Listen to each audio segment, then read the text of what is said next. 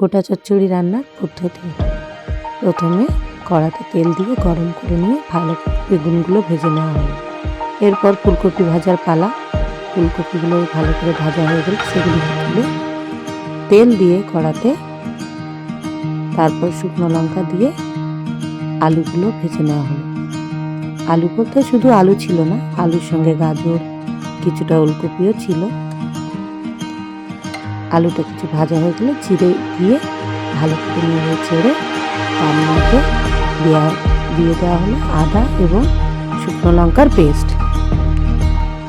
এটিকে ভালো করে কষিয়ে তারপরে দিয়ে দেওয়া হলো গোটা গোটা সবজি, অর্থাৎ শিম, মটরশুঁটি, বিনস এবং কাঁচা লঙ্কা গোটা, টমেটোও ছিল এর সাথে। অল্প আঁচে ভালো করে মশলার সঙ্গে এগুলো কষিয়ে নেওয়া হলো। এরপর সবজি দেওয়ার পালা। এখানে বাঁধাকপি, শাক সব রকমই ছিল। সব কিছু দিয়ে ধীরে ধীরে অল্প আঁচে ভালো করে কষে নিতে হবে।